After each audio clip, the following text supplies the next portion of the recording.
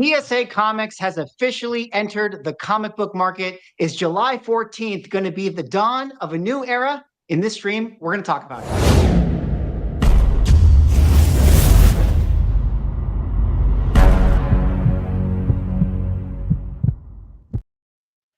Ladies and gentlemen, welcome back to a very special Monday night edition of a live stream here on all of our channels, the Swaggle House channel, the Neo Cards and Comics channel, and the Beyond Wednesdays channel, and of course, the 99 Newsstand channel, which eventually we're going to get him to do a YouTube channel. But big day in comic book land here. PSA officially opening up their doors for submissions and grading. And I thought it'd be, appropriate for all of us to come together and kind of, talk about how we feel about PSA coming into the market. I mean, we got some really, really strong comic experts all together, some really great opinions, and we're going to get into it, and we'll certainly field a lot of questions. And later on, we're going to tune in to a eBay live sale that's going on now by a Big Clutch, where he's actually selling some of his graded PSA comics, and we're going to kind of do like a real-time market report. But before we get into all that and talk about all that, gentlemen, how are you guys doing tonight?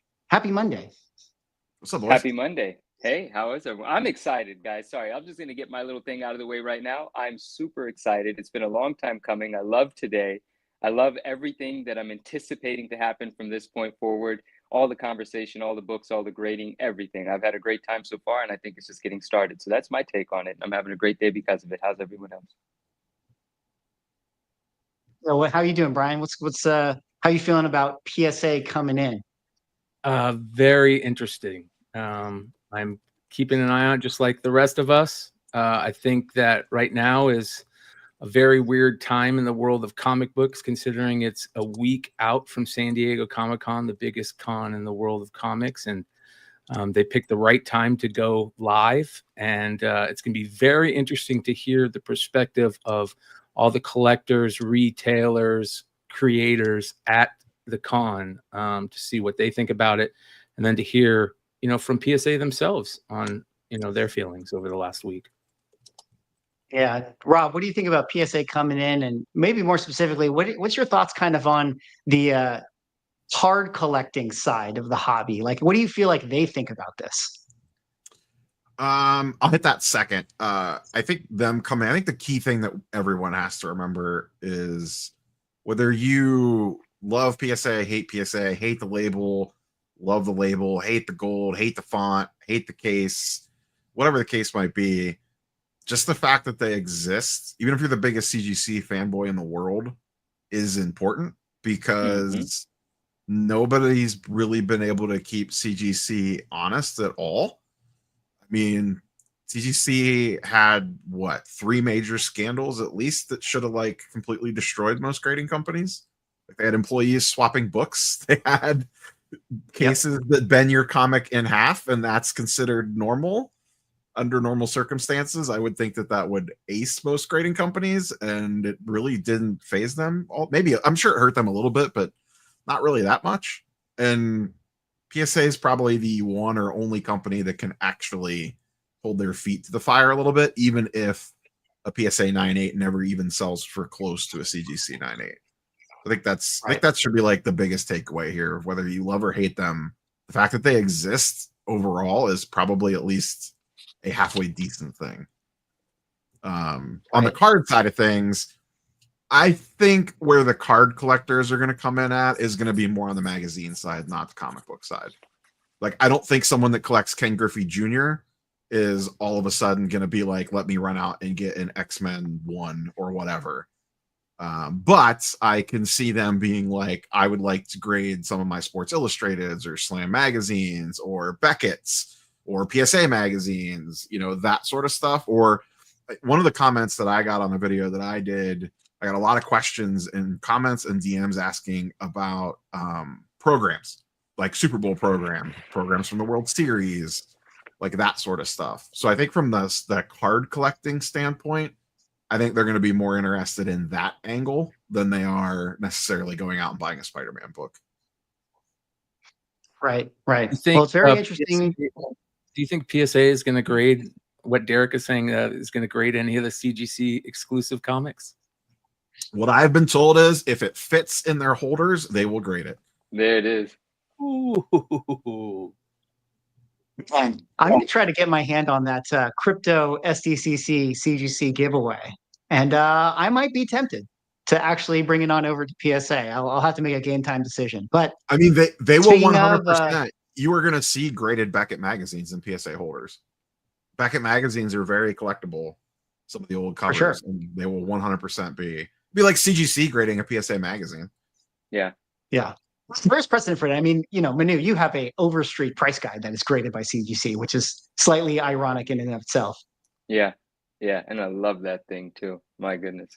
But everything Neo said, I agree with entirely. Like, and so I don't have to, I'm not going to beat it up again, but it was just one of those conversations I had with folks when people were, kind of opinions about the labels and stuff. And that's the point that I wanted to stress the most is whether you just want to continue using CGC, that's fine. You should still support PSA because it makes CGC better. Or if you love PSA, well, then you're going to support PSA. It's a win-win. Just support PSA and let's improve as we go. But everything Neo said, agreed. Yeah, well, there you guys see it right there. PSA making some social media posts today. Their official comic grade, a nice Avengers 57, the red matching the red label. Of course, the red as a color has been a big point of discussion. The label has been a big point of discussion. Before we kind of dive more into it, did you guys have any thoughts just overall on the label? I know that when I made videos about this, like my comments were all about that thing looks hideous, that thing looks ugly, I will never use it, da da da da da. And it was interesting because it just felt like, are you guys going to throw the baby out with the bathwater just for the aesthetics? And maybe that's a good reason to throw it out. But what do you guys think about their final label design and how it kind of all came out? It was always going to be red. Like spoilers. They have red on their card. Their brand label. colors. It's their number one color. They're the number one grader in cards. It would be like saying I don't like the Nike swoosh, and when they make a new shoe and you don't want the Nike swoosh on there. Like it was always going to be red. I think it looks a little off because it has that block on the PSA. I think that if it would have been like the cards where the red is just around the border, I think it might have come off a little bit better. I think people don't like the big, huge white block in the middle. I think that's a kind of, it just kind of looks off. I have a Gen 1 label here. Yeah. I actually like the new label better than the Gen 1 label. I do too, a lot. but I don't like either of them, I'll be honest. I think they're both, but here's what I said in the beginning.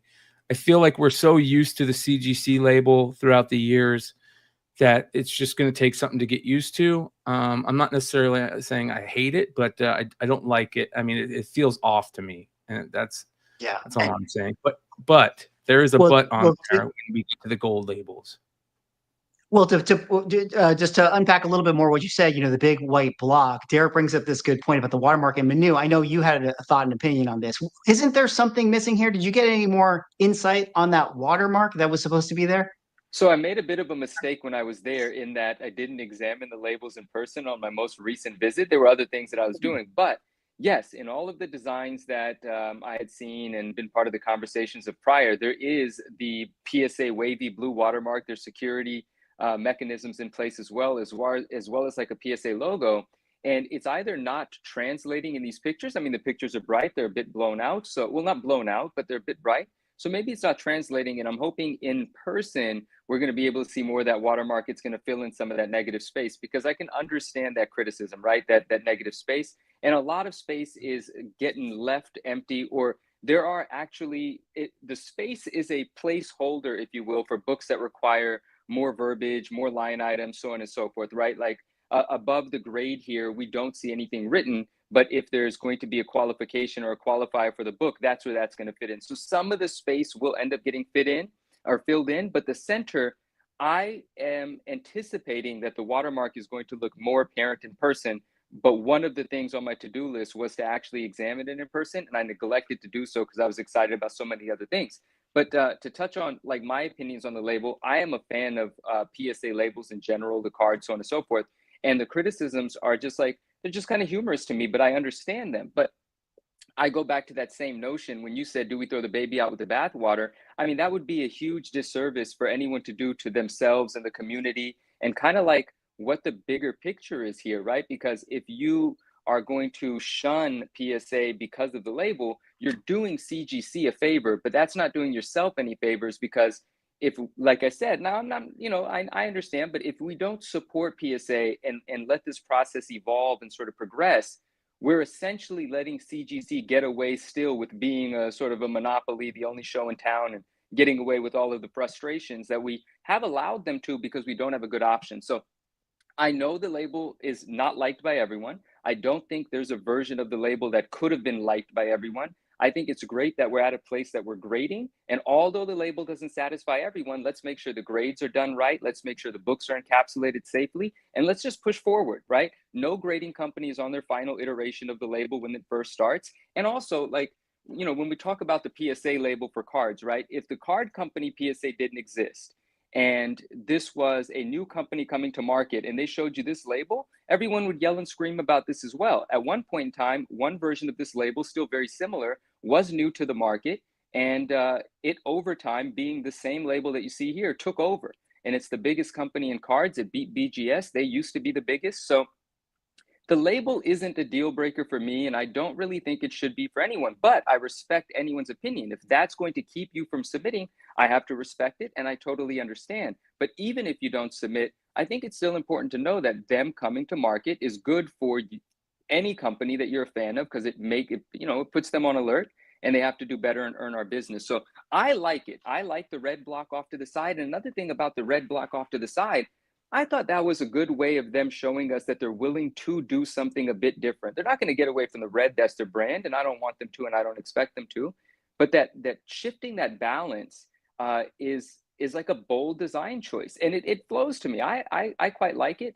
I'm not saying to think of it like a corner box on a comic book, but it's like comic books don't necessarily have balance as well. The corner box we know to be on the top left. This is on the top left. Like, we've seen things in the design world that we've come to love and accept over decades that are not perfectly centered, so on and so forth. And so I'm a supporter of it. I'm a proponent of it, and I like it. And I'm excited to see my book slabbed in it. And if there's a V2 or whatever it's called coming in 6 months or a year, I'm going to embrace and support that one too. I'm more about the bigger picture here. I'm more about, let's get a big grading company to town and let's start grading, and let's see what that does for third party, the economy of third party grading in general. Swag, flip over to the eBay auction real quick. Uh-oh. Yeah, well, let me give it a little bit of a preamble and a pre-setup. Big shout out to Big Clutch, regular member on the Beyond Wednesdays channel. Just dropped a There's video PSA 10 earlier running today right now.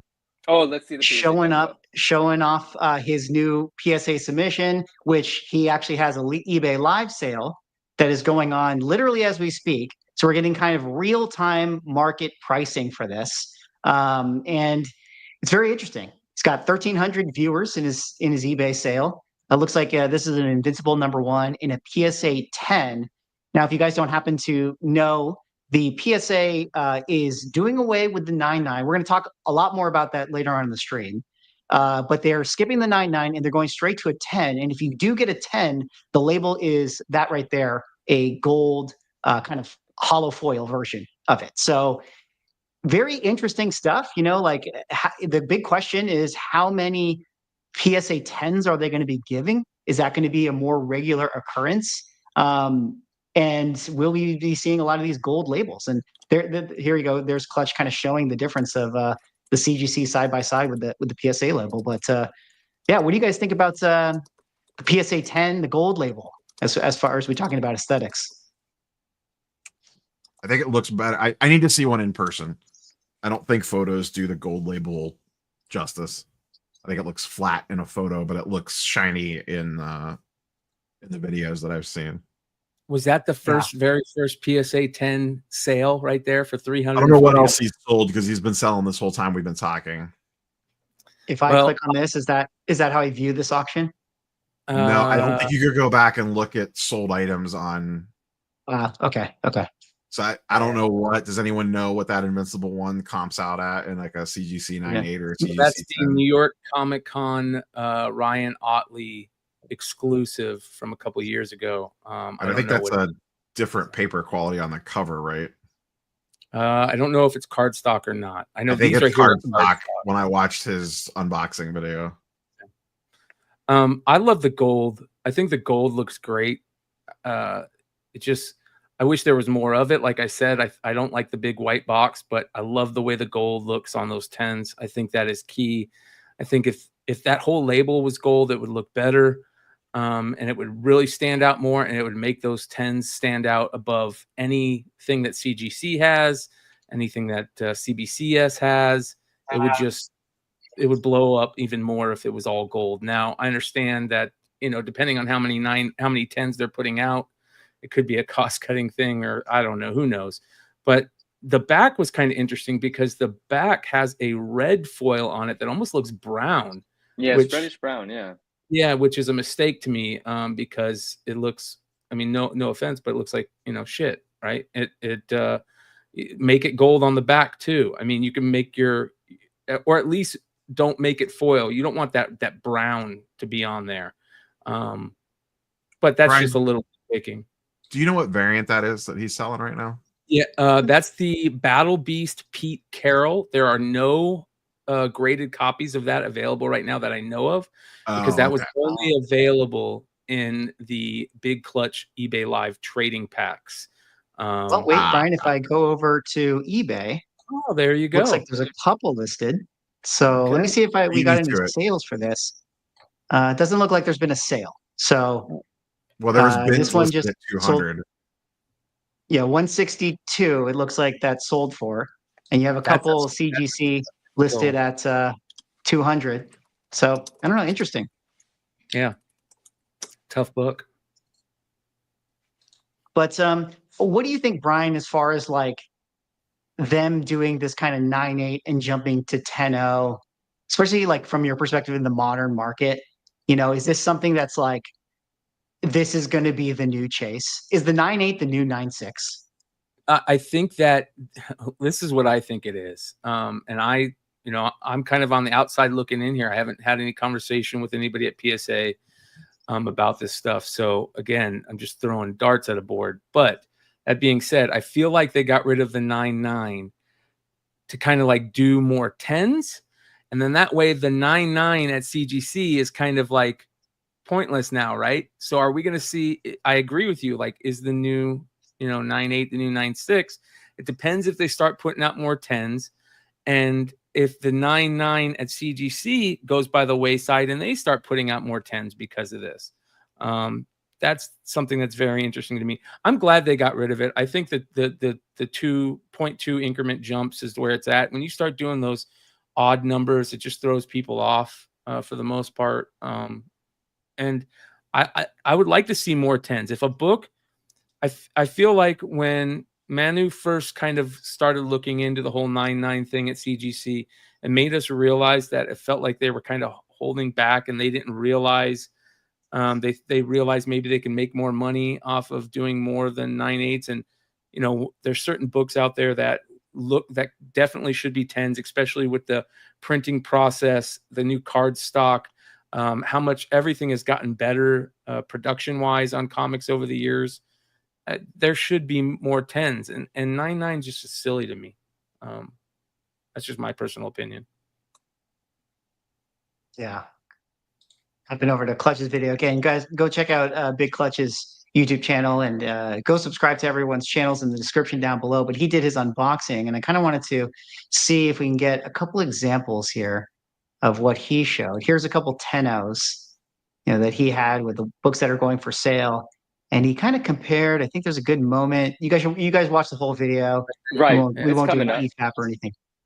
But I think he just, here we go.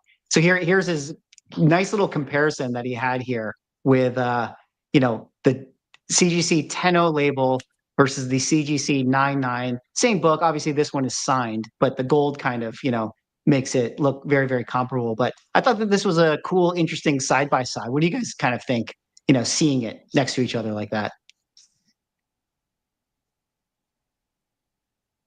I love it. I mean, like I said, other than I think the whole label needs to be gold. The whole label needs to be gold. I know that it's going to be hard to maybe see the writing on it, you know, if it's foil like that. But if they can, they need to figure out a way to make the whole label gold. But I think it's very. They did a good job with the case, where they made the case a little bit more comparable in size to the CGC case. As we know, because of this video, he weighs them, and you see the difference in the weight. One of the big things about the PSA case when I was looking at it, holding it at San Diego last year, was it was just too big to me. And I don't know, you guys have the KIF original Gen 1 cases. Are they wider and longer than a regular CGC case at that point? These ones are, yeah. Yeah, Okay. Very much so, yes. So I wasn't at San Diego Comic-Con last year, but I was at the National last year, and they brought a prototype to the National for me to look at, because it was going on at the same time as San Diego, and myself and a PSA employee actually walked us around the floor, and there was a vendor selling comics, and we got his CGC black plastic box, and we're trying to put this in it, and it didn't fit. And I was like, you guys got to get it down to the same size format, because it has to work with everybody's storage. So that was one of the big feedback items that they took. I believe, and don't quote me on this for sure, but I think this is the case they're going to use for a lot of the magazines.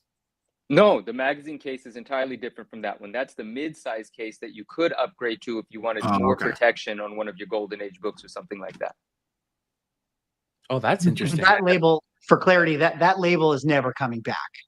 Correct. Both the bigger case and the regular case have the new label. Right. Yeah. And I get like the weight thing from a dealer perspective, but I will say, as a collector, when you hold, and I have not held a Gen 2 yet. Manu, have you actually held a Gen 2? No, man, I neglected. I had every opportunity to, but I was busy with books and stuff, so I didn't. Jeez. I know. At least the Gen 1, I just know when I feel it, it just feels way more premium than a CGC slab. Oh, even you feel the same way, Swaggle? Like when you hold yours, like if you just handed this in a CGC slab to somebody that really didn't know comic books, I feel like they'd be like, this is a much more premium thing. Just holding it. Yeah. And I did a case review on my channel with this one and the Gen 1 and the CGC one, and the quality is definitely there. I want to pull up Clutch's stream one more time. $424 for the PSA Invincible one. I'm not sure what comic that is, but 10 out. I mean, $400. These are good prices for modern variants getting 10s. Yeah, that's really not nothing, prices. Right? Yeah, Derek had a good question up here that Dennis actually pointed out, and maybe it can spawn an interesting conversation. Is PSA Census Pop Report live yet? I don't know the answer to that question. I don't know if the rest of the panel knows the answer to that question, but Manu, can you talk about how CGC changed their verbiage over to Pop Report and kind of share that with what's going on? Did you guys hear about this, Brian and Neil? Yeah, I saw my new stuff on it. I thought it was amazing. So Automatic Comics, Ryan, he put out a video earlier that day, and he was going through the updates on CGC site, right? They changed how you look at, I'm going to refer to as the census for now, and then I'll switch to Pop. And it's a little difficult to maneuver, partly because we're not conditioned, we're not used to their new structure or whatever, but it's a little not intuitive. But regardless, one of the things he noticed is that the census name was changed to population report. The connection, because I pay attention, I've been a PSA card guy for a long time. And so what occurred to me when he mentioned that was, wait a second, that's what PSA calls it. So I took that information from him. I did a little bit of digging, and I just posted that on my story. I was like, this is very interesting that they just changed census to population report. And I said, why is it interesting? Because that's what PSA calls it. Now, most people on the comic book side aren't familiar with CGC's card stuff. Most people, a lot of people are. But a friend of ours in the chat, RMS, and I didn't fact check this because I just believe him because he knows what he's talking about, the card stuff. And he pointed out something interesting to me. He said, in fact, they had already done their card side, converted that to a population report because PSA's population report. So they had done that. And now with PSA bringing comics in, they had to make that shift to their comic book side as well. But what's fascinating to me is a lot of people had great opinions. And one of the ones that a lot of our friends shared, or a few of our friends shared, including Don't Even Worry, shout out Doom. He said, he goes, PSA didn't take anything, or he said it in less words, and I expanded. He said, PSA didn't take anything from CGC. The label's entirely different. They, in fact, changed the grading scale, eliminated something we're so used to, the 9.9. And I have opinions on that, but I am in support of it. But here CGC is actually taking something from PSA, like right away, showing that, wow, PSA has something better. That word population report is better than census. We're just going to take that. And I saw that as kind of being annoying to PSA, like they're going to jab them a little bit and just say, ha ha, that's ours now. And then I also thought of it a step further, which I don't know if this is accurate, but it's a thought that occurred to me. Maybe even for SEO purposes, it's a bit of a sneaky advantage, because people that are searching such and such pop report, population report, well, now CGC is going to be able to grab some of those eyeballs or searches that were intended for PSA results, because now their searchable data says population report. So from that side, it was smart. And just in general, it's smart. And now it's full cohesiveness all across the two larger, well, PSA is the world's largest grading company, but in cards, and now they're coming over to comics. But those two large entities now have that in common. But yeah, CGC just took it from them and said, hey, that's ours now. So I thought that was pretty funny. But it's interesting about that recent sale that we just showed with Clutch, that $440 sale on that 10.0. Yeah. That is a $300 raw book. Recent sale, June 5th. Okay. Yeah. $300 raw so, book. Wow, that's a pricey book already. So it's a $300 raw book that sold somewhat recently. Yeah, June 5th had a $300 raw sale. It's a rare book, but most of them are signed, which is crazy, which is very interesting. We've been hearing a lot about unsigned books getting out of books that are normally all signed being more expensive. I think the one that Clutch put up was an unsigned one. So whoever bought that got a great deal on it, to be honest. Do you know what these Invincible gold labels go for roughly? Can you pull it up real quick, Swag? Yeah, those are let me take a look real quick, but I want to say about 500. Let me take a look. In a 9.8. Yeah. And not to go too data diggy here, but like that $300 sale, we Terra peaked that. Like we know that that's the price that that's sold for. That's Terra peaked. Yeah. Wow. Okay. And now, no, guys, I'm not changing my name. I love 9.9 Newsstand. It's a philosophy. I don't believe in perfection, and I think this makes 9.9s that already exist quite cool, actually, and an interesting proposition for some fun to be had. Is this the right book right here? Is it the Whatnot edition, Brian? Yes. No, this is the one that I have. Yeah, it's a gold foil one, I think, or something. Gold foil. Yeah. Let me see if I can find gold foil. Like 80 billion freaking, and I think that's gold, right there. This one, Whatnot gold edition. So 9/8 of this. Last fixed price $750 in May of 2025. What did it sell for? $400. So there you go. You get a little bit of a comp. I mean, granted, this is a May sale. Maybe it would be less or more. Or there's also the fact that this is being sold on eBay Live. You got it. Yeah, that's it right there. So say more, Brian, on that.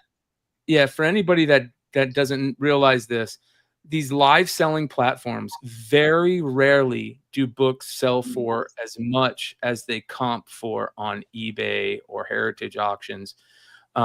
It's very, very rare for books to sell even, for 70% of the going value. Usually it's 50% or less of eBay sold sales that books will sell for on live auctions. And it's just because you don't have as many eyes on a live auction as you do an eBay sale or an eBay auction.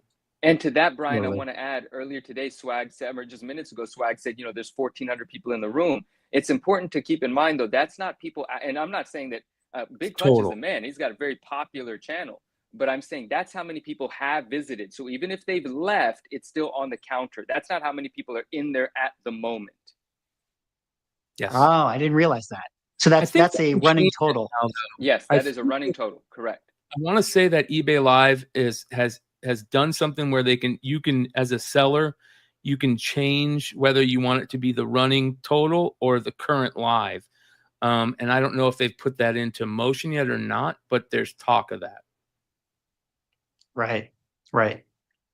Well, very interesting stuff with this. I did want to kind of unpack a little bit more of, some of the recent news that came out. And we've kind of been hinting at it, but we've never been all together to kind of talk about it. And we've all done our respective posts and videos on this. But, the big news that came out a few weeks ago was that PSA was getting rid of I almost said CGC 99, getting rid of the 99.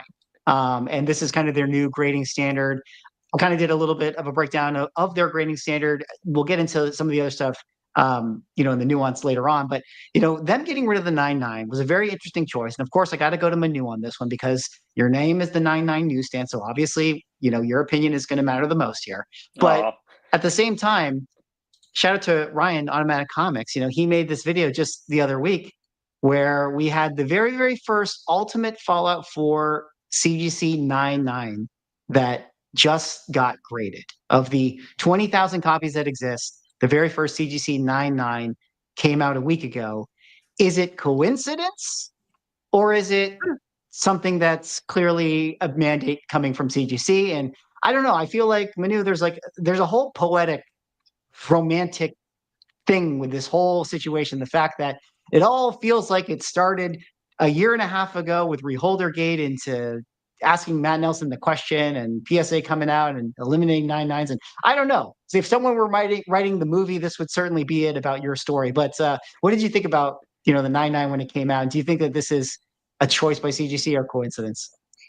It's so interesting. It's hard to feel like it's an entire coincidence because, and I don't, what is it, the tinfoil hat? Like I could go in a lot of directions with what might be going on here, but it's so interesting that after 19,500 graded copies, like 5,000 9/8, they finally decide to give a 9.9 to this book, which there are hundreds that are encapsulated as 9.8s that rightfully deserve a 9.9 that are in even better condition than the one that they elected to make the first public 9.9. Now, of course, Matt Nelson is on record saying that a 9.9 can have a tick, but if you're intentional about putting the first 9.9 out, and you're going to market it and make it available for sale right away, knowing everyone's going to talk about it and dissect it.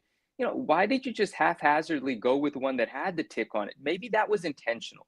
Maybe it's absolutely intentional to make the first 9.9. Again, I'm theorizing. I don't have facts on this, but maybe it's absolutely intentional to have the first 9.9 have a tick because maybe you're setting a stage for what 10s are supposed to be, right? If we anticipate 9.9s to be perfect, well, then what room is there to give something a 10, right? So if a 9.9 can have that tick, not the artwork above, but the one right there, then a 10 is supposed to effectively be the better version of this, right? And so setting the stage for what PSA might be delivering to the community, more 10s, this is could be CGC saying, look, guys, a 9.9 is this kind of imperfect. So we're going to start giving what you think should be 9.9s 10s. And that's them setting us up for actually competing what PSA is about to deliver to the market. Because PSA obviously is not looking for the perfect book. Perfect doesn't exist. They're looking for virtually flawless books to make 10s. They've taken out the 9.9 from the equation altogether. So a super clean 9.8 is going to be scrutinized about whether it's supposed to become a 10, not a 9.9. So and that opens up a lot of other interesting conversations about what does this mean for 9.8s and so on and so forth. But it could be intentional that they're showing us a 9.9 with a tick, and it could be setting the stage for 10, or it could just be no thought in this at all, and it's just ridiculous, and no one, with some brains signed off on it and said maybe our first out of 20,000 shouldn't be one with a little baby tick on it.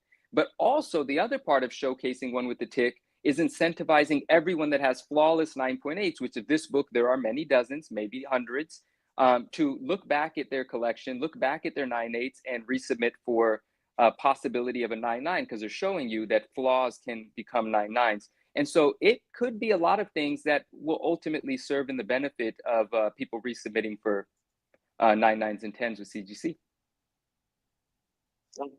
Rob, Vintage Car Collector says, you say it all the time with cars. People want 10s, not 9.5s. Same for comics. Yeah. People want 10s, not 9.9s. What do you think?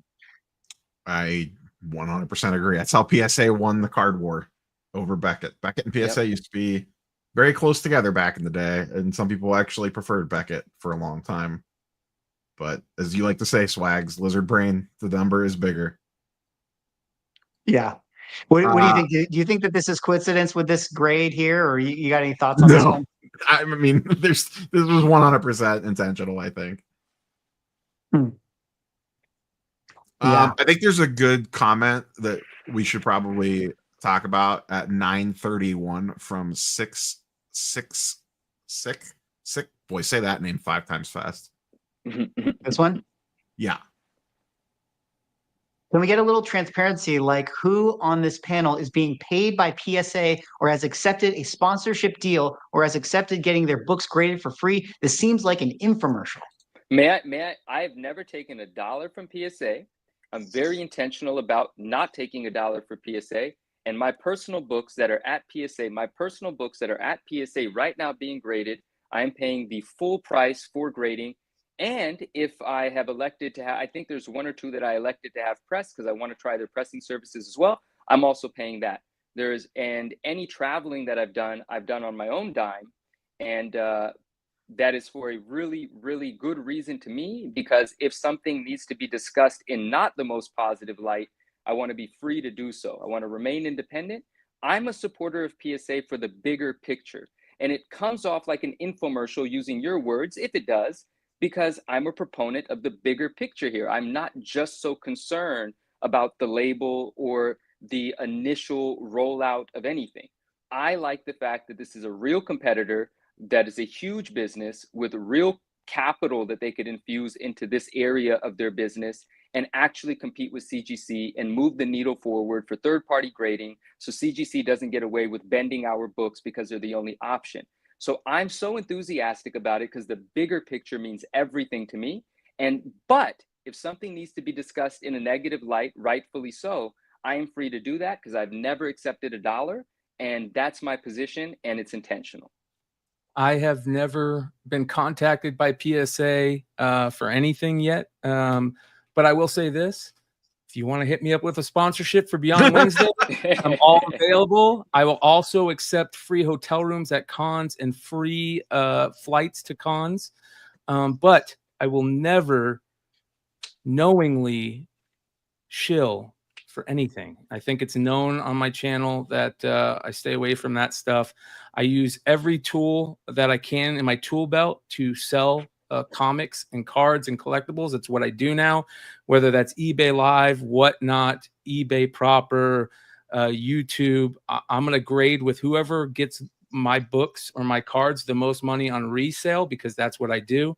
And I've never talked with PSA yet. I'm open to it, though. Hit me up. What about you, Rob? Clearly, they are all in your pockets. I mean, I've talked to PSA for, I think I was the first one out of all of us to talk to them about comic books a long time ago. I have not been paid. I've actually turned down sponsorships from PSA, specifically around comics and cards. The only thing that I accepted was a little feedback there.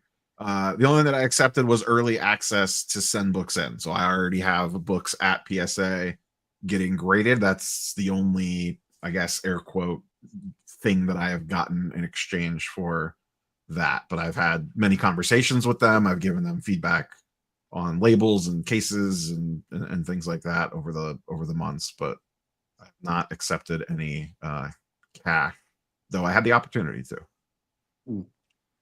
PSA bought me a Ferrari and the license plate says Swaggle Show on it. So I'm really happy about that one. No, I also am not sponsored by PSA. I also, like Brian, wouldn't necessarily not be sponsored by PSA if I'm keeping it 100. But no, I'm not sponsored by them. And they did also offer me 5 books to be graded, which I sent them in. And I think my books are a loss. So video saying PSA lost my books with a facepalm thumbnail on it coming soon to you guys. So there you go. There you go. But I'll tell you this, I am paid by someone.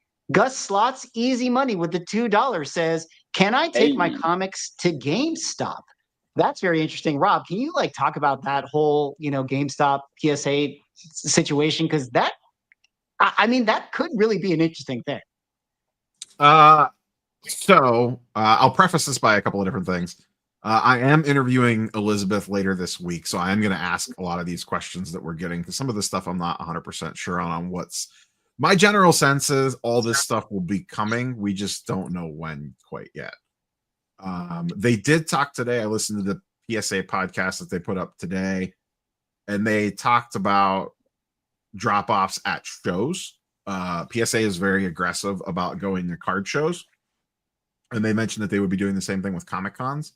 And I would assume, though I will clarify this when I talk to them later this week for a video, that you will be able to drop off comics at card shows that they're at. And I don't know about GameStop. I think a lot of that stuff is going to take time. That's the one, we could go on a whole other side tangent here. The biggest advantage that PSA has over CGC, in my opinion, is the integrations. PSA has done a really good job at getting their tentacles into a bunch of other places, most notably eBay. And in addition to that, GameStop and things like that, they are very aggressive about getting themselves in as many different places as possible. And they are very tech focused, which CGC is not. CGC is hampered by tech, if anything. And PSA does tech fairly well and fairly quickly. And I think that's going to give them a big edge. I don't think we'll see a lot of this stuff right from the get, but over the next probably 6 months to a year, I bet you a lot of this stuff comes online. I did see, just real quick, I saw a question a bunch about signatures. They're doing signature authentication, but it won't be until the fall. Right. Shout out to my biggest sponsor, Gus Slots Easy Money, with another $2. I would accept a PSA chip 100%. I want to say Simpatico. And I will say, for the people skeptical on GameStop, they've submitted a ton of cards to PSA through GameStop, and there's been some issues here and there, but nothing super significant. Now, I don't know. Comics are a little bit of a different story. It's a bigger form factor. Shipping them is a little bit different. Harder to handle. From a card perspective, they are getting a massive amount of volume through GameStops. With, given if you went like percentage of errors, given the amount of cards that they're getting through GameStop, I think the percentage of issues is actually pretty low, because you'd see videos left, right, and center about it if there was like, oh my God, GameStop employee stole my cards. And there's probably been like 1 or 2 of those for sure. But given the amount of cards that they've submitted, it's probably a fraction of a percentage point of actual issues, from what I've seen anyways. And people send me stuff all the time with like, did you see so-and-so did this or this company did that? Yeah. Just really quickly here, because this might come up later. AJ's Comics and Collectibles said Manu will have a PSA logo wrap on his car, PSA in front, 9.9 on the back. What I want to say about that is, in terms of, I've been on PSA's merch shop many times, and I buy them myself, but I like the PSA brand. So like a PSA hat, a PSA hoodie, I'm all about it. There's never been a moment in my life where I ever wanted to wear the CGC logo, right? Like, and that says something. Like, that is the corniest thing ever, to run around wearing a CGC logo. But PSA has a cooler brand, and I've had the great pleasure of getting to know so many of the people there, and they're awesome people. Shout out Elizabeth. So many names, so many people that we've had the pleasure of working with and talking to. And Elizabeth is the head of the department, but even all of our other friends that are there, Jack, Caden, Dustin, Danny, Julie, all of them, they've been a real delight to work with. They're awesome people. And I think they're a reflection of the brand, or vice versa. It's just a cooler brand. So if I have a black hoodie on that says PSA in white, I'm not wearing that to be a PSA shill. I'm wearing that because I think it's cool. And I never thought that about CGC. Fair enough. Big sponsor of the channel. Be sure to use promo code SwaggleShill over at Wonderworld Comics. Save 10% on your next purchase at his store. Great show, guys. But as the market I'm looking for, Neo as a card, guys who dabble in comics, label grades, and all, what is your opinion? Ooh, Sorry, that lost me a little bit. Do you guys know what Dennis is getting at here? I understand the question there. I think Dennis really wants to know Rob's opinion on all of the comic stuff so far, because he knows PSA from the card guide. But I think for the most part, Rob, you've kind of said all that stuff. You're pretty cool with all of the way everything looks, right? Yeah, I mean, listen, they haven't graded a ton of stuff yet. Everyone's going to start getting their stuff back. we'll see what happens when they meet first contact with the enemy, which is happening essentially earlier today when the website went live. But like I said at the top, I'll just reiterate it. The fact that they exist is good overall because we need someone to keep CGC honest. I mean, I don't know, 100 CGC graded books. I am not planning on cracking them out and sending them all to PSA. Would I hesitate to buy a PSA book? I don't know. Ask me in a week once people start getting slabs back and we see what the grades and stuff are, but I do like right off the get, and I have not held a Gen 2 yet, but I like the way the premium feel of the case is already. Like if I was going to buy a high-end comic, I would rather it be like take everything off to the side. If you're just telling me what case I would want it in, I would much rather have a $10,000 or $20,000 book in the way the PSA case feels over the way a CGC case feels. So at minimum, there's that. And then, you can factor in the label and the grading and all that stuff, but that's just things we don't know yet. We know what the label looks like. The label's whatever. It's going to be subjective. It's an opinion on everything. I know the case feels more premium because it is. To me, a CGC comic case has always felt a little flimsy. Like you put that thing in a backpack at Heroes Con and I'm worried that it's going to crack just walking back to the hotel room. This, I'm not worried about that at all. I have a question. My question is, well, go ahead and get this one there, Swag. A big shout out to Gus once again. This question is for Neo. Do you have any Caitlin Clark cards? If so, how many? If not, why not? No, they're too expensive. There you go. Yo, I agree on they're that. In full FOMO mode so right no, now. you don't I'm have not playing that game. So here's my question about the PSA cases that I want to know. I wish I would have asked Clutch last night or Saturday night. I've seen Hood open CGC cases with one hand, crack them open easily through the slots, the side welds. I want to know how easy it is to crack open a PSA label. I think you're going to have people complaining the opposite direction, that they're too hard to crack open, honestly. Yeah, good. I mean, I haven't, like I said, I haven't gotten a Gen 2 in hand, but I will be honest, I wouldn't. I mean, Swag, you have one of these as well. Would you even know where to begin, how to get this thing open? No, I mean, I'm not like a presser myself, so like I'm not even like sure what the proper cracking technique is, but PSA put out a podcast today that Elizabeth was on, and she actually talked about this, how some of her feedback has actually been, for better or for worse, that cracking open their slabs is actually extremely difficult. So there's going to be a lot of pressers that actually hate that, but at the same time they're doing that for security reasons and to make sure that it's a premium plastic product. Yep. Oh yeah. Yeah. Yep. Angel, shout out to you. $2 here. You know what? Here's the thing, guys. I guess indirectly PSA does sponsor my channel because I've gotten more super chats than I've ever gotten before doing a topic about them. Anyways, do you guys think CBCS is in danger? Yes. Next question. I'm just joking. Yes. I think they were in danger before PSA came in. And now they're in bigger trouble than before. I mean, I guess, and this is going to be a little hyperbolic because they haven't really graded hardly anything yet, but to me, PSA is immediately just laps CBCS. Yeah. Like, what's the last meaningful thing CBCS did? Put out a terrible made a joke about CGC. Yeah, the banana gate joke was their best thing. And I see it too on the card side of things because Beckett has been dying for years now, and Beckett is their bread and butter, not CBCS. CBCS is a redheaded stepchild of Beckett, and Beckett was the golden goose, and they killed it. So, over the years, when we do these live streams like a year ago when CGC was having all the issues, and the CBCS chant would come up in the chat, and I'm just like, guys, they literally killed off Beckett. Their golden goose is as a dying brand. Like, CBCS is an afterthought to them if they're not even keeping the one thing that like built their whole business running correctly. Like, Beckett's slowly withering away, and you guys expect CBCS to save the day. Like, if CBCS got a 20% bump in intake because of CGC drama, it would be a customer service disaster. They wouldn't be able to handle it. Manu, Yeah. you look like you have something to say. I do. I don't want this to derail anything, but maybe it's kind of related at the same time, talking about things that grading companies have not done right and things that we've let grading companies get away with. Still only 35 cents in the chat. And he said, wow, what a crew. Hey, swag. And maybe and all. I'm not sure what. Great Maybe I don't know video. what that means. Right. So what's up, my man? And hello, thanks for being here.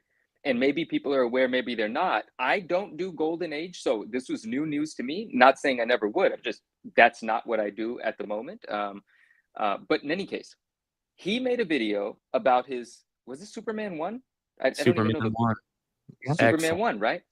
And excellent video. And what was really a shocker for me, because I don't know these things about those books, is there's a first, second, and third print. And CGC historically has never differentiated which printing it is. In every book that I know, that matters a huge amount. So in one of the most important books of all time, one of the most expensive books of all time, how could that be something they just ignore and don't tell collectors which version they're buying? That's crazy to me. So rare. I think it probably was maybe an oversight for them to start. And then it became one of those things where once they didn't start to do it, there's probably too many people and too much pressure of like, well, you can't start doing it now because I paid X amount of dollars for my copy and I don't want you to devalue my copy because it's a fifth print or whatever it is. Like, so then it became like probably a political thing, to be honest. Man, but if you're one of the guys that paid $1 million for a book and you later found out you had the third printing of it, I don't know, man. Well, maybe that yeah, third I don't know printing either. is more because there's less of them out there. If there's only 500,000 third printings and 150,000 first printings, your third printing has got more value because of the rarity. That's Oh, true. interesting. There could be less of the later printings, which How actually many might are on make the it the more census desirable one. of Superman 1? If you know, that's my first question. If there's only so many on the census, it's probably such a rare book. And how easy is it to tell the printings of Superman 1? Did they probably didn't put anything in the indicia back then? I didn't get to see the very end of his video, so I'd want to know. I saw about well, still only 35 cents. Again, he did a great video. Go check out his video on his channel and go sub him up. But he explained it. It's so small. It's just on an ad page. There's just like a tiny little difference on one of the ad pages for you to be able to tell which print is which. But yeah, I don't know. It's crazy. I mean, there's 150 copies on the census, somewhere around that number. And who knows how it actually breaks down? Like, is the first print more rare or less rare? I mean, I would imagine maybe the later printings are less rare because the first print, was like, oh, they made whatever, 500,000 copies. And then second print was less and third print was less. So maybe the ones that have survived over time, the later prints are actually more rare. So to your point, who knows what the market would end up deciding? 35 cents. Put it in the chat, the numbers of the printings, because he did break it down. He said how many they printed of each one. And just to add to that, because I totally agree, the ones that are more scarce have there's a great logic there that they would be the more valuable, but there's still, and this is just a but, I'm not saying you're wrong. I love that you bring that up, but there's still this idea that first printing, the psychology just alone, even if it's the more printed one, it's the one, And because like with the Overstreet price guide, the first printing had 1,000 made, second printing had 800 made, but the first printing sells for a multiple of the second printing, even with that being a known fact. Comics and Caviar says, what up? He says, what does PSA's restoration label look like? Really quickly, it's the same exact label. They just note the qualifier restored or conserved or whatever in above the grade, and then the details about it will be elsewhere, but the label is going to be the same, much like CBCS does. I don't think they have different color labels for different qualifications of books. Yeah. Big shout out to Nathapol Prakun. I'm gonna mess up your last name. I'm so sorry. Prakun Suksapan with the super sticker THB 99. I don't even know what that is, but I appreciate that. Thank you so much. Yeah, nice. And I think you did a great job. Yeah, and we got another one here. Another one from Gus. When is the next Swaggelhaus claim sale? Right now, it's funny. It's funny that you said that because I almost bought this massive collection. And if I did get it, then I would have been doing claim sales for like every night for 3 months straight. But I don't know if that deal is going to happen. But we'll keep you posted on that. Baseball Teddy, card sale hopefully on soon. mine immediately following this. I'll have I do my first eBay Live baseball card sale immediately following the show. So. Oh, nice. Well, definitely, again, guys, go give everybody a follow in the description down below. Go sub up these guys. Go support these guys. Got to do a big shout out to Comic Explain, hopping in the chat. What's going on? I don't know much about PSA. How does it compare to CGC? Well, we're finding out, as we speak. This is the first day that it's opened its doors. And the very first PSA slabs are going on sale. Of course, when I pull it up, Clutch has a CGC slab, but he's been selling PSA slabs tonight, and we've been kind of like checking in on what they've been going for. And inconclusive, I guess, would be the best way to sort of put it. But I feel like people are just kind of buying what they want, and they're still selling for some amount of money. So it's kind of cool to see it. But yeah, it's going to be interesting, how PSA kind of continues to emerge on the market and how people start to value their books overall.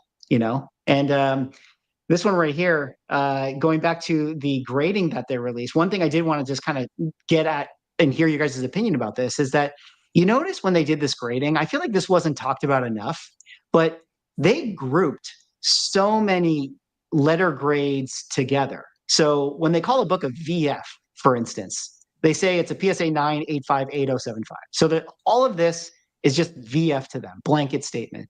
A fine to them is all of this. A VG to them is all of this. A good to them is all of this.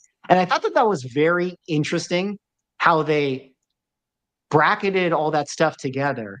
And to me, that was just kind of a clear-cut sort of example that, or them sort of saying lightly that we're kind of going to be like easier grading overall. It's like, oh, it's all a VG. It's fine. And my tinfoil hat, and again, people got mad at me because I said this in my video. This is not what I think is right. It just is what makes sense from a business perspective.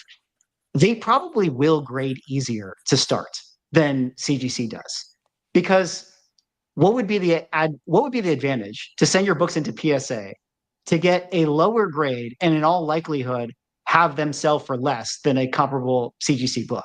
So I have to assume that that's part of the discussion. Is it not? Is that too tinfoil hat for me? Or No, what do you guys think about that? tinfoil hat on. I got one sitting back there. I would agree with that. I shouldn't say easier. I think looser is probably the better way to say it. Looser. That's a better way to. Yes, I like that word more. Looser. I don't want to say that.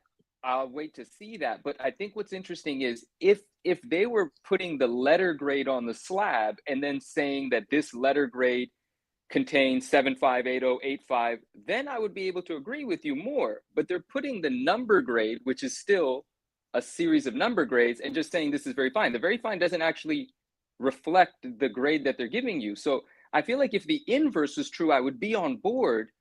But that, I'm not saying that they're not going to grade looser, but I can't say that until I see it. But that's what I'm saying. Like, it's not like, I don't think that just it's necessarily to clarify, true. If I go into CGC's near mint plus, and they have a near mint plus and they have a near mint minus. So on PSA, so I think they're just putting that up because they don't want to put near mint, a fine plus, fine minus. So if you go up, they have a near mint plus of a 9.6, right? Yeah, they don't have a near mint minus. They have a near mint. They don't have near mint minus. Yeah. But if you go to CGC, for instance, it's near mint minus, VF near mint, VF plus, VF minus, FVF, FN plus, FN minus. You know what I mean? Like they made it. I'm not saying that that's going to make a big difference or it's going to be a thing. I just thought that was interesting, is all. And so what it allows them to do is have a defense against getting nitpicked against. If people are like, why did it grade this particular way? Why? Like, look at the flack that CGC is taking right now for the 9.9 Ultimate Fallout because of the one little spine tick, because their stuff's so detailed. If you have it as a more broad-based scale like how PSA did, it leaves you more wiggle room to explain why something got the grade that it did. Comic Journey, that's never going to happen. It can't happen. You can't regulate something subjective. There's no way to regulate grading. There's too many nuances in grade. There's the visual component, the millimeter difference in a tick, the lunch that the grader had that day. There's absolutely no way to regulate grading. There just isn't. And you're going to have a third party regulate a third-party grading group. You know what I mean? Like Yeah, another it's person's just going not to start a happen. third-party regulator down the road. I get what he's saying. I understand it. Yeah, But of course. the market's going to decide, just like the market decided against CBCS and CGC, the market's going to decide on this too. And it changes throughout the years. Just like the market decided early on when Beckett came out, and Beckett grading for cards was the king. It was absolutely the king. And then, like Rob said, PSA took back over, within the last 10 years or so, to be there's waves of it, and it all depends, like you guys have been saying, how it's going to adding more grading companies is going to keep the other grading companies from doing these silly things, or they won't be around. People won't grade their books to them. So, it's a good thing. More competition is always good. Yeah, Absolutely. shout out to Angel once again. Will PSA open private signing like CGC does? Well, I think I can field that one. They in the podcast they had today, Elizabeth kind of weighed in on them doing their signature books and having that be a part of their business. They're not doing signature verification yet, but they plan, at least she said tentatively, that later on this year, maybe in the fall, they'll start to do their signature verification within their submissions. So I have to assume that's eventually going to lead to them doing in-house signings and that sort of thing. I just have to assume that's going to be a part Can of I the business. ask you, Swag? They Neo- do some in-house signings for cards now. They just started doing it within the last 6 months to a year, maybe. It hasn't been like they haven't brought in like A-list celebrities or anything like that. They brought in some various artists and just some like little odds and ends of things. I think that's their way of kind of like soft launching of like let's see what this looks like. Let's get workflow in the building and see how this kind of goes as they ramp up, because I think they know that the like signature series style, like, oh, we're having X person here, send us your stuff, is a bigger deal in comics than it is in cards.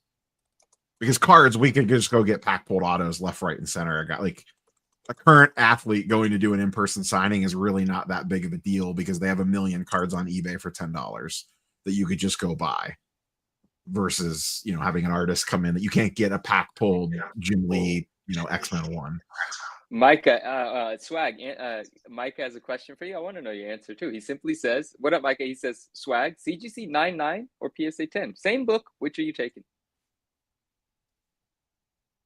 Actually, it's a little bit of a cop-out answer. It depends on the book.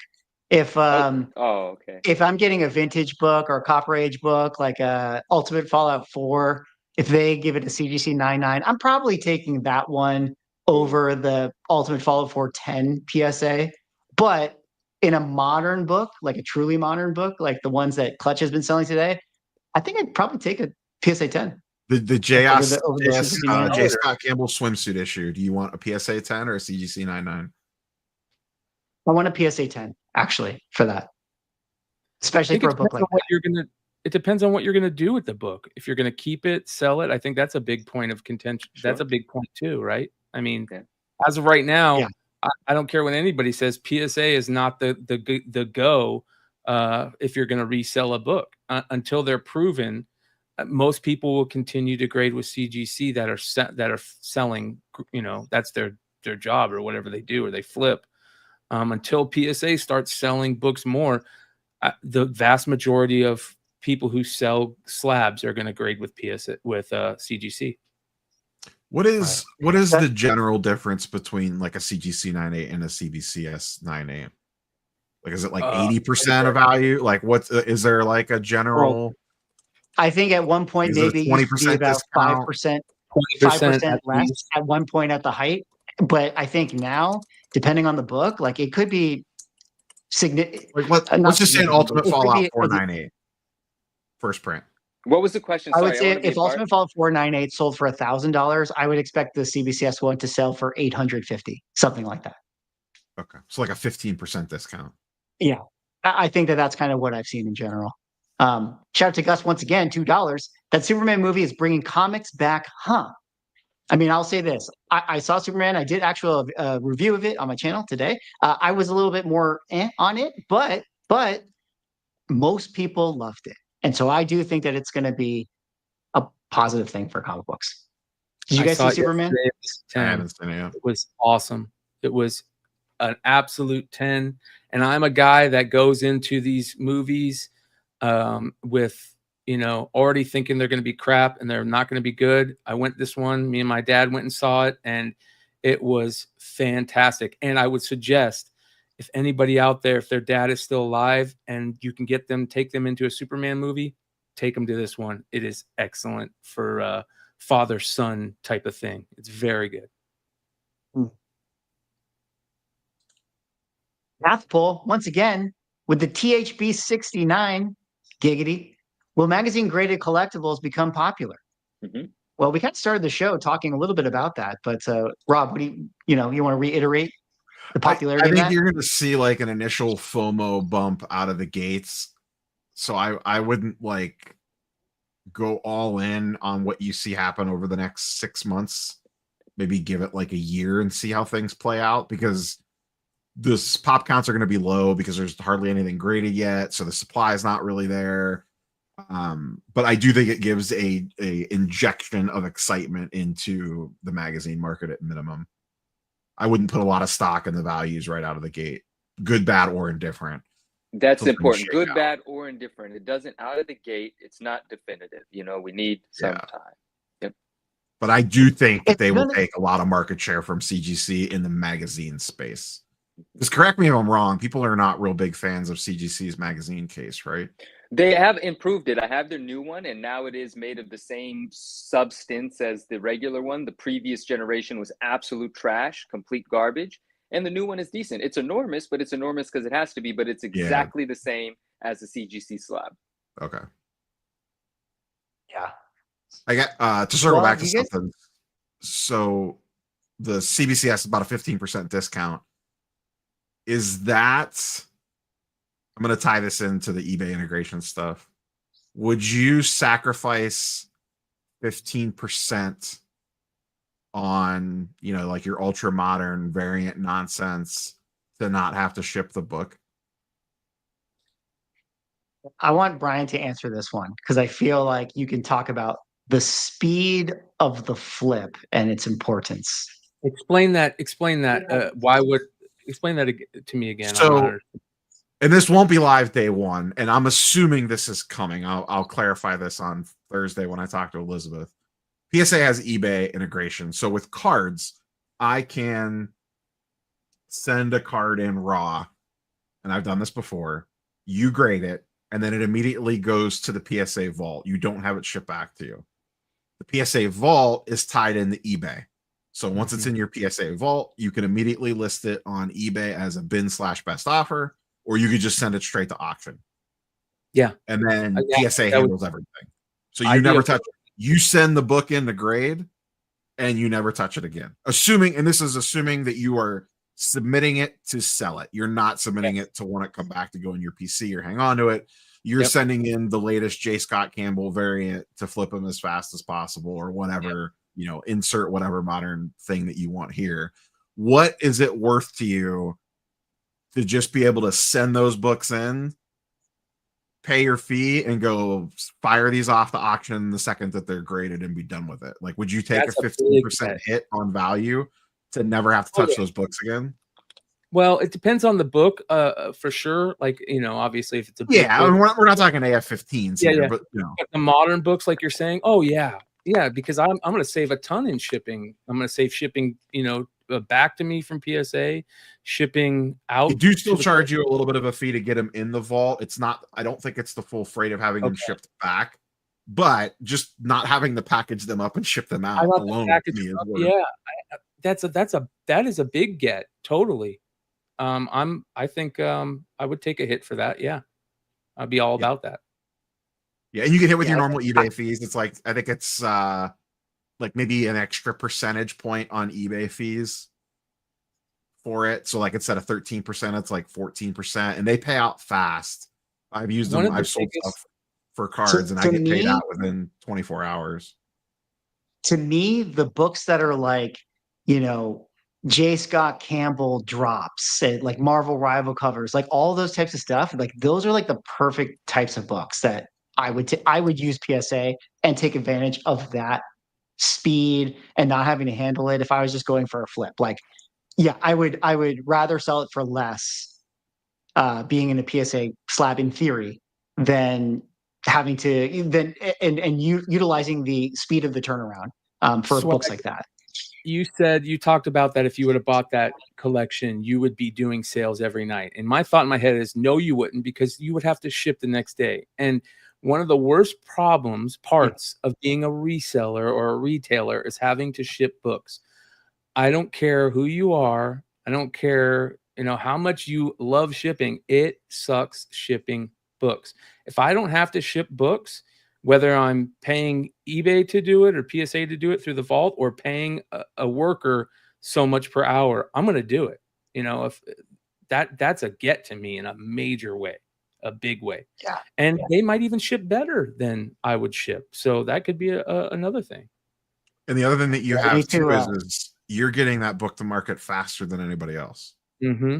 Yep. Instead of having to wait for it to ship back to you from the grading company, it's immediately going to eBay within like 48 hours after the grade pops, instead of waiting for it to ship home. So now you're beating to market by maybe a couple of days, and sometimes that could matter quite a bit. I mean, take the modern variant out of it. What if it was some book from the 70s that's a C-list Fantastic Four character that shows up in Fantastic Four 2 in 4 years, that, or like when I don't know, like when Agatha got announced, like how much of that nonsense was not graded, and now all of a sudden you want to send in, a book from the 70s or 80s that's sitting in dollar bins because it's the latest spec play because they got announced that Sydney Sweeney is going to play him or something. You know what I mean? Yeah. Yeah. I think that's a big factor. I got to address AJ Comics and Collectibles comment right here. So Swag, let's test your faith. If you had a 9.8, let's say 5K book, would you send it to PSA? No, of course I wouldn't send it to PSA. I would send it to CGC. I have multiple 5K books at PSA right now. Sorry, carry on. Sure. But I think the point of the question is, like, I feel like, and maybe AJ, you're just good faith asking. I feel like it was sort of like, oh, are you saying that PSA is better or whatever? It's like, I'm not saying that at all. I'm a realist when it comes down to it. I would say if you have an expensive book, CGC is still the way to go, at least until proven otherwise. If it sells for more on CGC, of course you should send it to CGC. So, but we'll have to see. That's really going to be the interesting thing for us to watch as the sales start to come in and as bigger books start to go into places like heritage auctions and stuff. And we'll start to really see, like, oh, what does a Hulk 181 and a PSA 9.8 sell for? Well, no, we'll find out. I think that's another interesting angle too with the high-end auction houses. Like, they're going to take PSA seriously because of the card side of the business. So they're not going to get like second shift because they're the new pop-up grading company. Like, they're going to get at least some respect thrown on them, because in the same auction, they're probably selling, depending on the auction house, they're selling high-end Mickey Mantle cards in a PSA slab, alongside comic books and potentially a PSA slab. So they're immediately going to get at least, PSA is going to be able to get their foot in the door at any auction house that they're talking to if they're trying to build a relationship there. If they don't already have the relation, I imagine PSA probably already has tremendous relationships with all the high-end auction houses already from the card side of the business. And AJ's is right. Swag's answer was the right answer. I was just being a little bit of a pain in his butt, because yes, if you want to maximize currently, you're going to put it in the market leader currently to make sure you don't leave money on the table. I mean, that's, I think it's just logical. I think that's what most people are going to do. But that's not to say that that's going to be the rule forever. And we'll see what ends up happening. Vision Eye View TV $4.99. Thank you. I will be tipping the balance from CGC to CBCS in the coming months. We'll be tipping the balance from CGC to CBCS in the coming months. Wait, not really sure what you mean by that. Are you saying that you are going big to CBCS? You're going to over a bunch of books based off other comments that he made. I don't know. Very, very interesting. I will say this. I don't know if this was the vocal minority, but when I made my video about PSA, I think it might have been my video when I talked about them releasing their pricing for their books, and I kind of covered that. One of the top comments on it was, I I will prefer and stick with CBCS.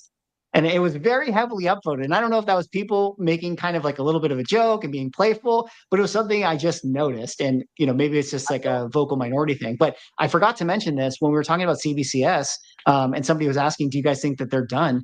Remember, like at the end of the year or something like that, even when we did our co-stream, there was like this article that came out where CBCS was like restructuring, or they were like doing some big reorg, or they got like acquired and did some partnership. This was like a big news story, and I can't remember what it was. And we talked about it. And here we are 6 months later, and we haven't heard anything. So to me, that's not a good sign. To me, that's like maybe they were trying to build up some press and some momentum, with what they were trying to build, but they haven't made any moves out of that. So I don't know. I'm not sure that CBCS has a lot of legs here, but hey, if you want to cross grade to CBCS and it works for you, then great. Continue to use them. They got a great slab. Why would you cross grade from books that are already CGC to CBCS? I don't see the point in that. One, they're going to get graded harder at CBCS because from what we know over the years, CBCS has kind of got a reputation for grading a little bit harder. So two, you're going to waste a lot of money doing that, right? Like if they're already graded at something high, do you want lesser grades? You want to take a chance at lesser grades?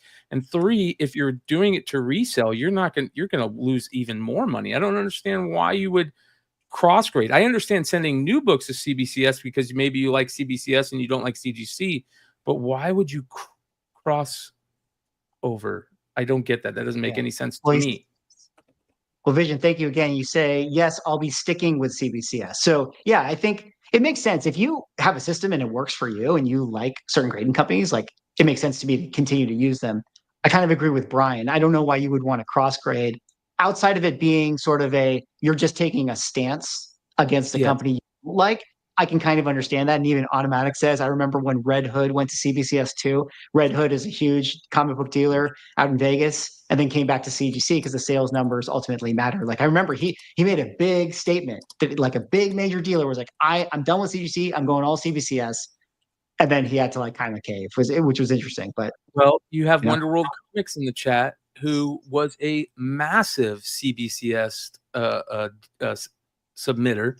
And he was very vocal about not liking CGC, and he was always going to be with CBCS until CBCS one kind of screwed him over and their reputation dropped. And now look at him, he's going to PSA. So, it's always about, sometimes it's not just about your stance, because this is a guy who had a major stance against CGC and went to CBCS, and it's about how they treat you as a customer, ultimately. Yeah. Right?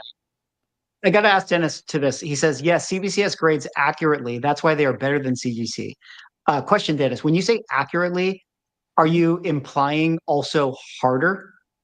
Yes, because that to me is such an interesting thing, because again, not my opinion, just me being a realist, harder is worse for you as a company, right? Like if your books already sell for less and you're grading harder, like you're just incentivizing people to not submit to you, which I just think is really interesting. It's kind of why, again, I put my tinfoil hat on. Like, at least at the start, I would imagine PSA is a little bit, more forgiving.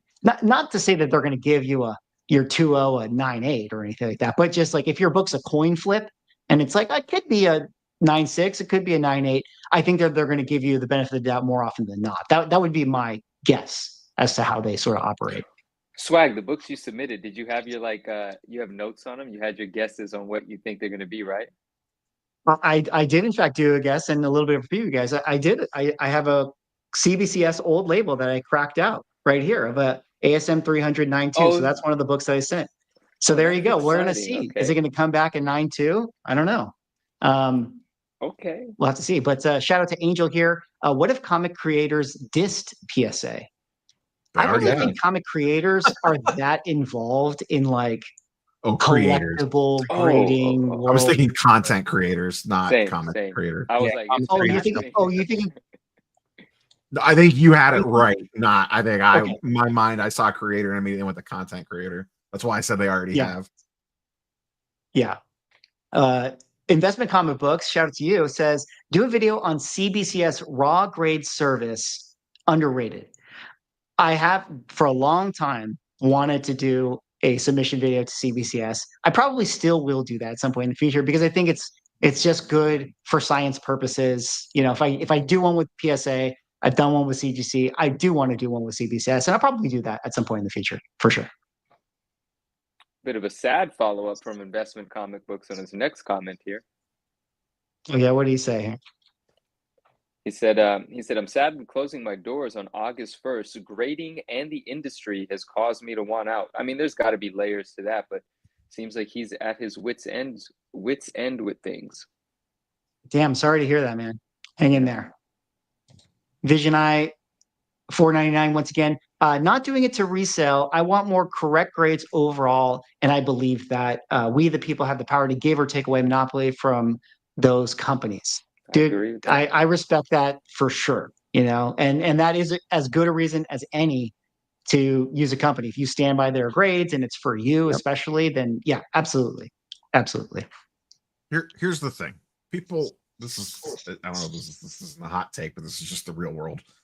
People don't want accurate. When I'm painting with a broad brush here, people don't want accurate grades. They want favorable grades. Do you really want to know, Rob? No, do you really want to know? Don't. I'm always the guy on the greatest question I ever asked you. Do you really want to know, Swag? For everyone that's with us, I know exactly what Rob and Swag are saying, and I get it entirely. I'm always the guy that's like, but I want the ideal grading scenario. I want it to be true to form. I want it to respect the integrity of what it was started for. But I get it. It's a business. You got to make people happy. Give them the bigger number. Give them the shiny this. I get it. But yeah, I'm always on the other side. Like, no, I want the accurate grade. You know, I don't want my 9.4 to have a 9.8. I want to sell it proudly. I want it to look the way it's supposed to. I want to stand behind my product. Gift grades are a curse. That's my quote. Gift grades are a curse. I don't like them, but I get where you guys are coming from. I just got to stand on mine, you know? Yeah, I agree with that. I'm not saying that I'm like, I would be happy if I all of a sudden got a 9.8 and it should be a 9.2, and I'm like, cool, I get to like sell it for so much more. Like, but people do that though. People do that, and it's like I always say, I don't hold other people to the same standard I hold to myself. So I just understand that that's the reality of what people are going to do, you know, and that's just the world. And yeah, it sucks, but it is what it is. And maybe that's a little bit of a defeatist mindset. Maybe I should, you know, fight the power. But buy the book, not the label. Yeah. If only that was true. Vision says again, plus I have personally had way worse experiences with CGC, not to mention the endless bad experiences I've seen other collectors have had as well. Yeah, that's, you know, what's interesting. Apparently Banana Bend is still a thing. Well, 5-book submission, 4 of them bent, 1 of them still with me. The other 4 I have sold, but I sold with the customers completely being aware of what was being shipped to them, videos and photos in advance. They were accepting, and if they didn't like it once they got it, they could have returned it. 1 book is still left from that, and it is bent, both on the side and on the bottom, and it is displaying waves because of it. It's crazy. Like, I think the community has largely moved on, I guess, from, you know, venting about it, but I don't think we definitely did not get any solutions to that problem. No way. They're just waiting for the plastics that are defective to be used. They're not fixing shit for squat. We've talked about it before. You know, I always say in videos, the hobby, this is reporting the sports cards, has a short-term memory. So do comic books. I mean, we talked about it earlier in this live stream. The fact that CGC had employees swapping out books and had the case was able to get opened up and people swap out books and send them back in and not get caught for a while. And then it took what, like a year? Has that even still all been wrapped up, or are people still fighting them to get stuff back? And the fact that Banana Gate still exists and that it's still happening and just nobody cares. Like, people care for about 10 to 14 days on most of this stuff, and then it's on to the next thing. And I see it in cards every month. I actually talked about it in a video that's probably coming out tomorrow or the next day. about how short-term memory people just they get out. It's the end of the world. It's pitchforks and torches until 2 weeks later when the next thing happens. And then 4 weeks later, nobody cares about the first thing that happened at all. They just accept it because the money keeps flowing. Totally agree. Exactly, because totally they need agree. a great Great. And that's sentiment the to strategy in. right now, because they want you to forget the list, but never let them forget the list, guys. Release the list. I will say that's one thing that PSA has that CGC does not, is they do have a grade guarantee that actually exists and is in like writing, as opposed to CGC's, which was really funny when you did the video on. I don't remember if we did a live for that or if I sent it to you and we just talked when you pulled up the CGC grade guarantee and we read through it live on a video, and it was a disaster. It was a complete disaster. Listen, at the end of the day, there's no perfect grading company. There's going to be mistakes. And as Ryan put it here in the chat, I'm waiting for a PSA 10 to have a tick. Lol. It will. It's going to happen. You know we're going to do it. We're going to make videos about it. We're all going to make fun of it. And like Rob said, 2 weeks later, everyone's going to move on. I've done plenty of videos of PSA doing stupid shit in cards, and guess what? People still send. PSA still grades 1.5 million cards per month. Yeah, I mean, I think there is a future where a PSA 10 comic book may exhibit a small tick, and I think they're going to regard that as accurately graded because they're you know, it's virtually. I don't know. That's going to be a tricky one. I'm going to have to wait to see it because that's going to be tough. How do you? Yeah, we'll see. But I think it does happen. I think they're going to feel it is accurately graded if the tick is small and everything else is perfect. So yeah, we're just going to have to wait and see. Vision I View, appreciate you, brother. $20 here. Split this amongst y'all just because I love an intelligent, deep convo about these topics. I will certainly do that, at least for Manu and Brian very soon. I'm going to go buy them drinks because we're all going to San Diego Comic-Con next week. So drinks on me. Yeah, I'll buy Rob a drink in New York when I go to New York Comic-Con when I see him. But yeah, man, San Diego Comic-Con next week. PSA will be there. They're going to be taking submissions. I think Brian, you gonna bring any books? Here's the funny thing. I was talking backstage with you guys. No, I'm not bringing any books, even though they are going to be doing concierge service, what they're calling it, I believe, which if you drop off on Thursday, you can get it back on Sunday, which is very interesting. But I won't be bringing any books, but I will be bringing 3 Michael Jordan rookies, a couple one-of-ones, some tickets to get graded, some other things that I can just drop off to them rather than worry about getting lost in the mail, which even though they might send it, I feel better about them sending it than me sending it in the mail. So that's kind of my plan, is to take advantage of the other grading things that they have while I'm there. Nice. Yeah. This is a good one here. Dennis says, Neo, tell everyone the difference in CGC and PSA card values and prices. Oh, in sports cards, it's a disaster for CGC. Yeah. Really? TCG, they do a little bit better. Like their Pokemon stuff actually sells like decent enough. Still? In sports, it's bad. Yo, Neo, their Pokemon when stuff you say is disaster, still? When you say disaster, is this like the same difference of like other card companies, or is it worse with CGC? Like SGC? No, they're the worst. It's PSA. Then you have like a Beckett, like a PSA 10 is here. Well, Beckett Black Label is up here still, but they're near impossible. It's like in a sports card, it's like less than 1% chance to get one on most stuff. So of grades you could actually get, it's a PSA 10, it's a BGS 9.5, and SGC 10 are very close together at probably like 75 to 85%, depending on a lot of different factors, but generally speaking in that range. And then I would say CGC is probably more in the 70-ish, 65 to 70-ish % on most sports cards. They don't grade a lot of sports cards that people transact in a lot. So it's difficult to do like one-to-one comp comparisons because they grade way more low-end stuff versus PSA and some of the others. Bronze and Modern DTG, Gods, they do well. Pokemon, graded Pokemon stuff, they do pretty okay. And it's more PSA is still getting way more, but it's more. It's like 80-85%. So Neo, even after the big Pokemon scandal, tens of millions of dollars of fake test cards, all of that. Nobody cares, Manu. Nobody. Everyone Wow. forgot about that. Wow. No one. When's the last time you heard someone even bring that up? Jeez. They look better It is- though. CGC's holder is nice. I will give them credit. Their card holder is super nice.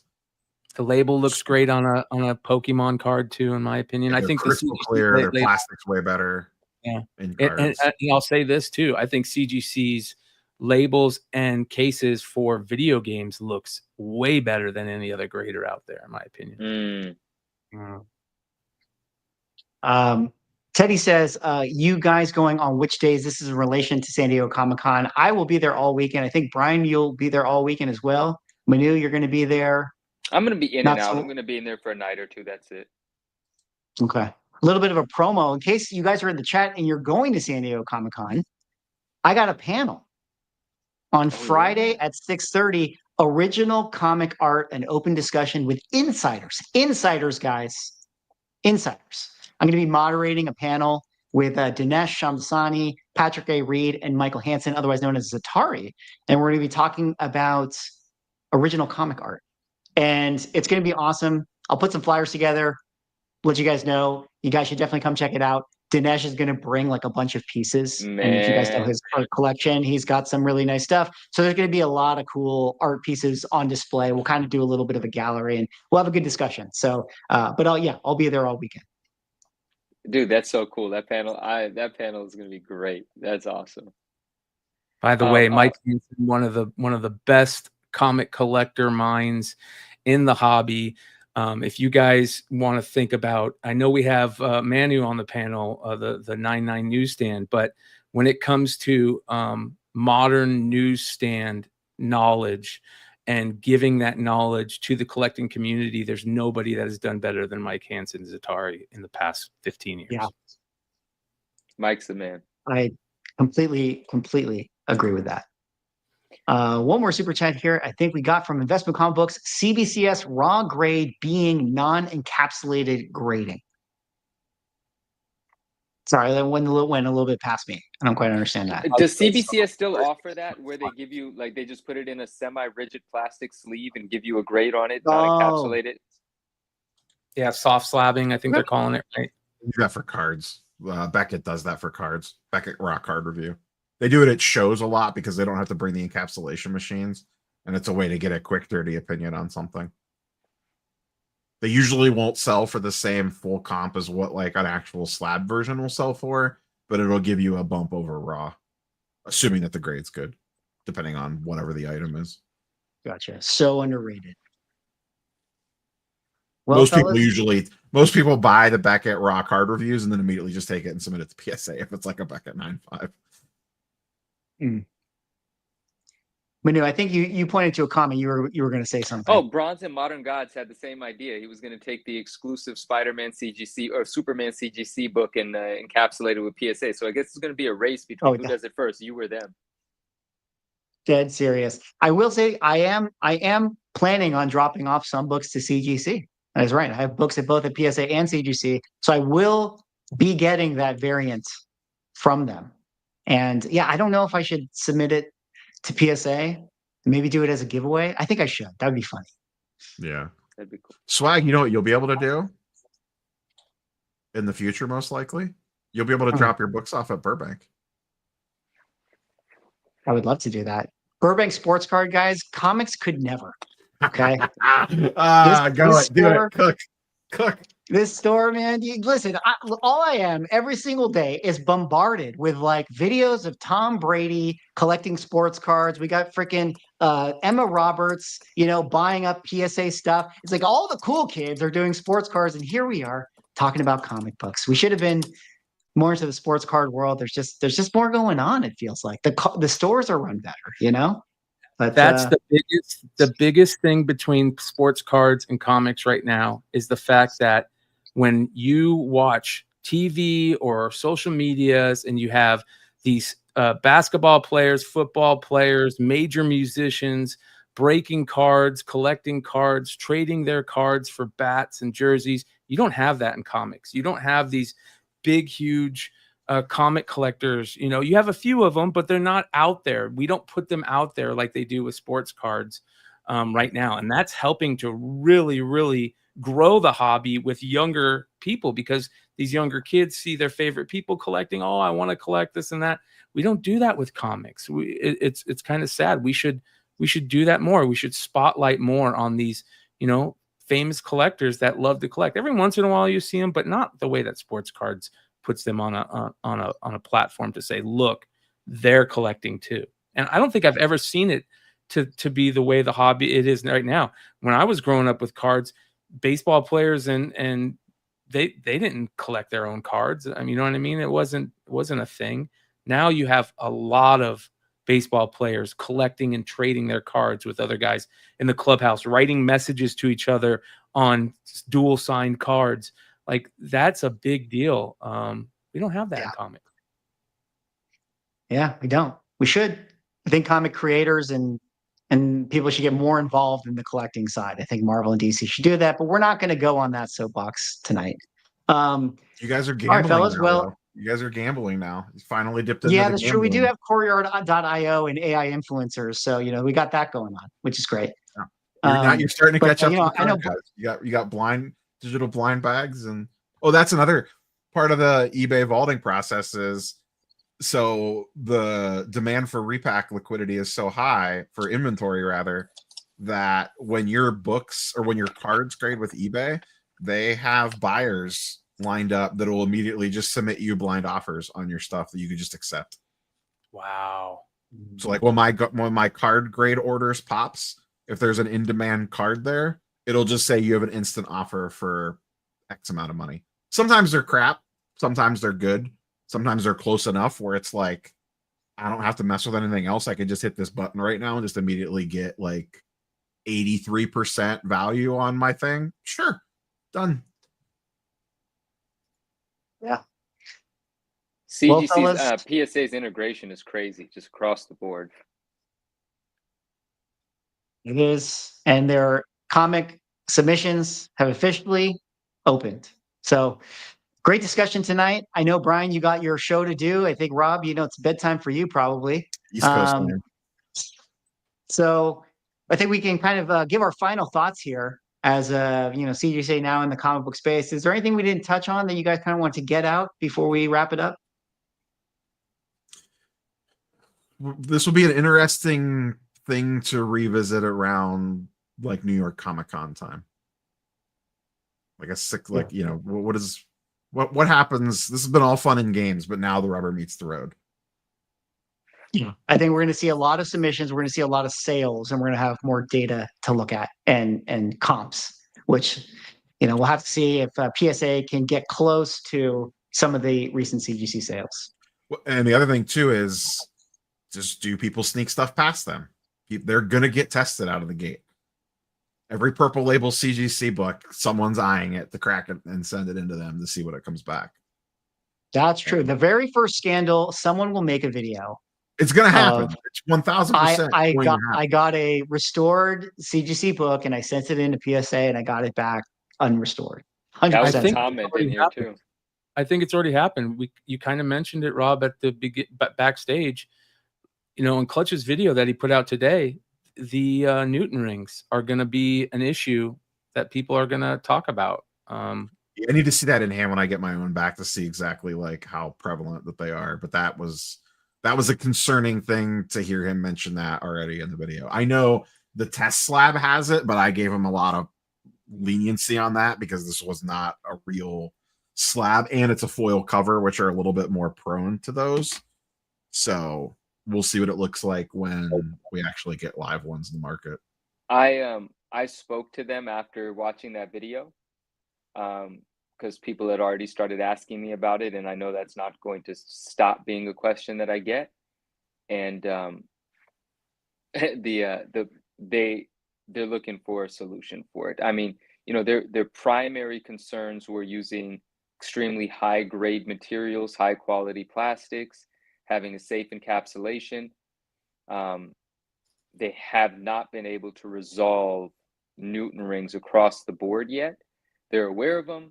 They don't like that it's happening.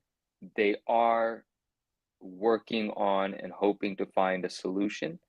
And that's what we have so far. But they are very happy with their slabs and what they've done. But yeah, they were not able to effectively get rid of Newton rings across the board yet. And so I just told them, I said, that's going to be a question I'm going to get a lot, and they are prepared for it. They know. What did CGC do to fix that? Because they had that problem for a while too. Then didn't they adjust something that kind of made it, or was is that why our book's bent in half in a CGC case now? That's exactly right. There's a bit of a trade-off if you create enough of a gap, a space between, for CGC's purposes, the inner well and the outer slab, meaning you put the appropriate size, the book in the appropriate size inner well, but you put the inner well in a slightly more in a slightly larger encapsulation. Well, you're not going to have the plastics touching. You don't have Newton rings anymore. But it's not incredibly it's not incredibly. You lose a bit of the security. Meaning, if you ship a book where the inner well is prone to move around more, if you catch a big bump, the inner well is going to fly into a corner, and even if the slab or the inner well doesn't bust or break, energy has to transfer. The book itself will get pushed into one of the cutouts in the inner well, and the book could bend. So yes, you've gotten rid of Newton rings, but the additional space creates motion. So it is an engineering nightmare, and I don't envy the person that has to come up with a solution that both gets rid of Newton rings and keeps the book perfectly safe. It's a tricky one. Well, we'll have to see what happens with those Newton rings in the future. But until then, I think we're going to wrap up the show.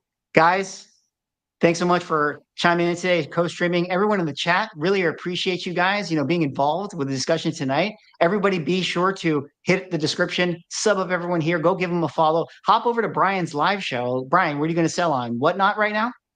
We are going on eBay Live immediately following this. It's my very first baseball card sale on eBay Live. I have cards from the 60s to the current. Most are 80s, Hall of Famers, McGuire, Bonds, Sandberg, all those rookies, all the classic cards that you remember when you were a kid. And then tons of modern stuff, all the modern guys, Cal Raleigh, Bobby Witt Jr., Julio Rodriguez, all the guys that have been, popping out over the past 5 years. Tons of stuff, all starting from $3 to $10 starts. All right. Well, go hop over to his eBay Live, support that San Diego Comic-Con fund. And thanks so much, guys. We'll catch you on the next stream. Appreciate it. Peace out.